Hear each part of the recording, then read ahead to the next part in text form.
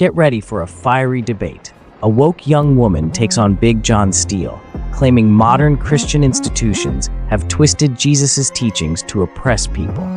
But Jon isn't holding back. He tears through her arguments with tough questions that leave her scrambling for answers.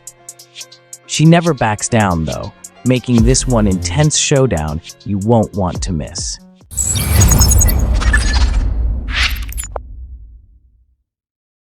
Well, first of all, I don't want to convince you to leave Christianity because I think anyone's relationship with God or not in believing God is a personal thing, right?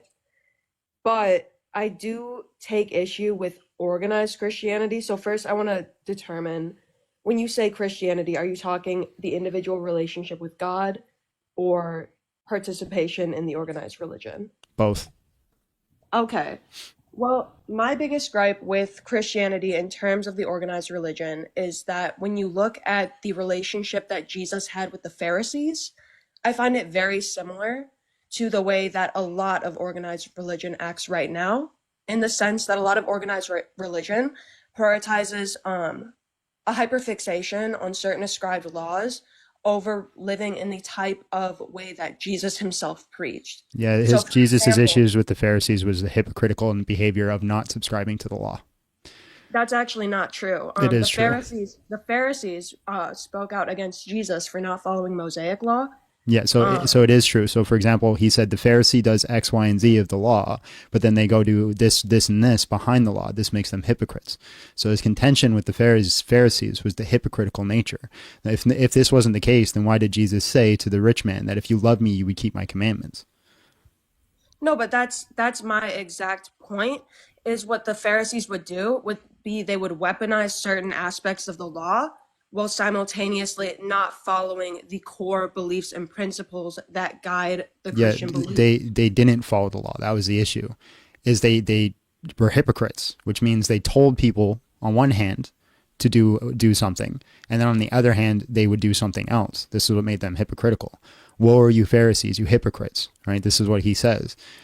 He also says the Pharisees had the seed of Moses and to respect their seed of Moses. But I think what you're doing right now is you are ignoring the fact that in their hypocrisy, a big aspect of that was pretending to be principled in the law and ascribing uh, certain aspects of the law in an unjust or unbalanced way in order to, for example, demonize Jesus, saying, oh, you broke the Mosaic law, therefore you cannot be the true Son of God. And so I see a lot of that in organized religion where they take specific verses out of context. They take Like what? specific, What's an example of a specific verse that organized religion takes out of context? like for example, I think that a balanced reading of the Bible would see people criticizing the rich more than it sees people criticizing That's not the answering my question. poor. I asked you which Yes, it specific is. verse. Yes, No, it is. no. The question I asked you was which verse do they take out of context, weaponize? I'm bad at listing specific verses, but specifically things like the verse where they say Malachi shall not lie with arsenokoitai, or however the words are pronounced. Arsenokoitai. Arsenokoitai. And Yeah, so you have a verse that's about a very specific relationship imbalance that, Christianity doesn't stand for. yeah, that's not true. And Arsenokoitai is a word that Paul invented. Means man bed, literally, if you're to translate it, and it's associated with the word. Trying to remember it now. Anyways, the word means soft. If we look throughout Scripture, we can see that this is consistent with the teaching. We can see that it says God made the man and woman. Right. This is in the first verse. It says that if you go back to Levitical law, that if Malachi, thank you so much, Abraham. If we go back to the Levitical law, it says that if man lies with another man, both shall be punished. But if we look at the okay, I hold have to on, interrupt you there, let me but finish because there's a point I need to make here. But if we look at the surrounding Near East laws, it says only the receiver is punished because the Malakoi, the soft one, was doing the sin according to the culture. So it seems to be, if we look at the context in the culture, that Paul is talking about homosexual relations. he was talking about a specific homosexual power No, dynamic. he wasn't.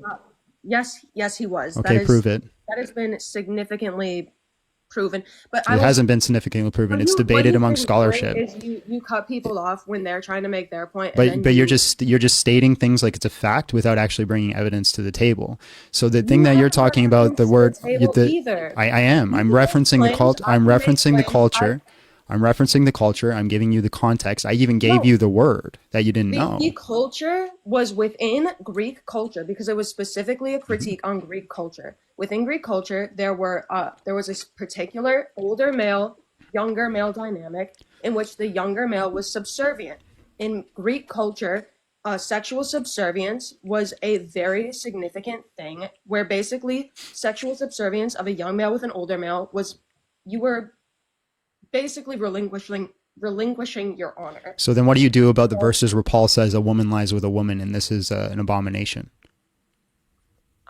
I wasn't trying to debate homosexuality. What I'm trying to say, but the thing is, you said that these verses are taken out of context and used as weapon. What I was trying to say is, I'm going to mute you so I can finish. Argument, please. Can I please finish my original argument? You said that these verses are taken out of context and used as weaponization when it's actually not the case. Now, the subject that you brought up for an example is highly debated among scholarship. There is no consensus view on this. Some scholars say that this is the older male, younger male thing. Some scholars say that this is strictly for homosexual marriage. Now, I brought an argument to say that why it's strictly for homosexual marriage. You haven't brought an argument on why it's specifically towards this older male or younger male situation. The other part of the argument I brought was, well, if this is specifically talking about a power dynamic, then why does Paul condemn lesbian relationships? That doesn't make any sense because there's no power dynamic in Roman culture with female on female.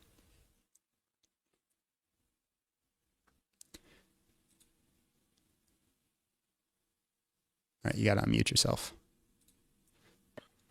Okay, so my original argument, which you cut me off on, so I was never able to say it, was that there is significantly more scripture and more clear and undebatable scripture that states that the rich and the powerful who do not use their wealth to help the people who are in need will not make it through the gates of heaven. There is significantly There's one verse. Virtually, there's not just one verse. There's one verse that says that I think you're thinking I'm specifically referencing the verse that says that the man who's rich has less of a chance of getting to heaven than a camel getting through the eye of a needle. But there is verses throughout scripture. It is mandated that you said it was the majority of verses. No, I can give you 2 or 3 verses, but the thing is, I don't even contest that. You're not making an argument. You're just yelling out things like they're facts, and it's not even true. What you're doing is you're not letting me get a sentence in. What I'm saying is one of the core concepts, one of the leitmotifs of the Bible is that people with power need to help those who don't have it. That is one of the teachings of Jesus. No, that's not true. The core concept is that people need to help people, power or not. Yes, and that is done through power. So somebody who has power is disproportionately able to help people. And so what I'm saying is when we do... Okay, somebody told me I need to calm down. The only reason why I'm having to talk like this is because he would not let me finish a sentence until now. But the fact of the matter is, we have significantly more Bible verse and significantly more stuff within the teachings of God that say that than we have coming against gay people, coming against trans people. There's nothing in the Bible that's anti-abortion. No, there are more verses. There are more verses that are against. The Bible explicitly states that birth. So are you here to preach or are you here to have a conversation? What? Are you here to preach or you have a conversation? Because if you want to preach, you can start your own live. That is so ironic coming from you when you would not let me get a single sentence out until just now. Who said more words in the last 5 minutes? No, that is just not true. Who said more words in the last 5 minutes, me or you? In terms of time taken up, I've had to speak fast because you wouldn't let me get a sentence through for the first few minutes. Because all you're doing is preaching.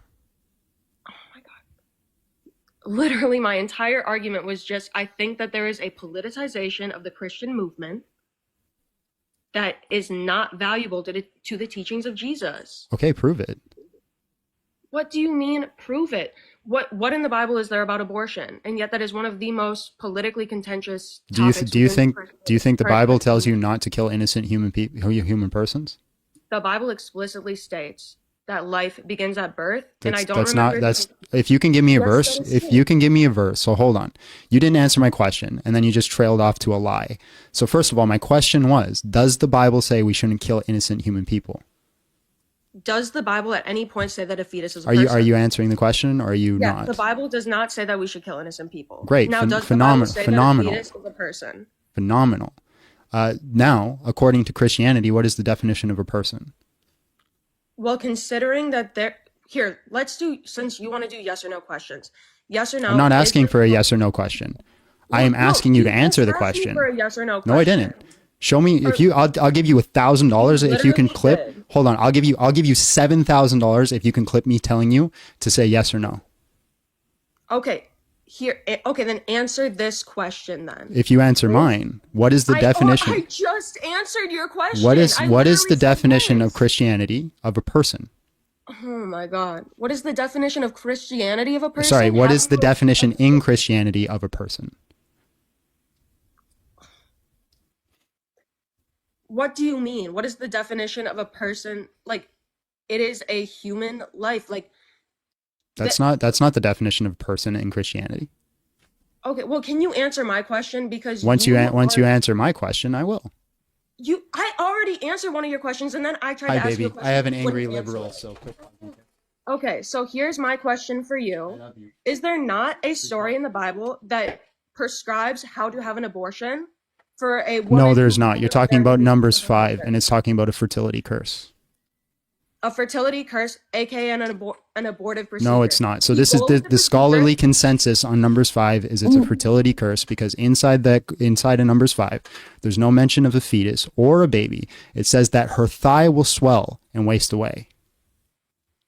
There's only a few Her thigh translations will that swell translate it to and waste miscarriage. away. What do you think that means? It's a fertility curse. That's the scholarly consensus. And what do you think a fertility curse is even in a liberal case of scholars- a woman who is pregnant Listen. with someone she had an I know affair you with? weren't hugged as a child and your daddy left you, but Oh my God! This is how even you know that liberal- you're losing this even debate liberal is when you start doing scholars- stuff like this. even Oh my liberal God. scholars, the consensus amongst liberal scholars say this is a fertility curse.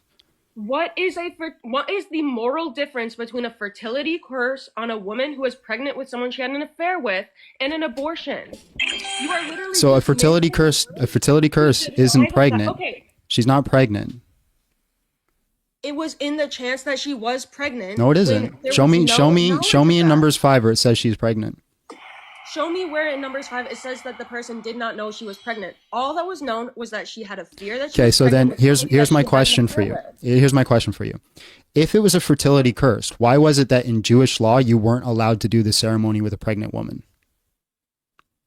What does that even mean? Like, what does that have to do with the conversation we're having right now? The fact of the matter If it was is- causing an abortion, if the commandment was to cause an abortion, why was it that in Jewish law they forbade doing this ceremony, the bitter water ceremony in Numbers 5, with pregnant women? that literally is irrelevant to the point that I'm How is that making. irrelevant? Because the point that I'm making is that in the Bible, a procedure is prescribed in order to prevent or abort a feared pregnancy. That a Okay, woman so had. do you know who Jews are? I know what a Jewish person is. Right. Do you know that they The fact of the followed matter is Numbers you 5? You do not have a good rebuttal for this. Do you know they followed Numbers 5? That was part of their law?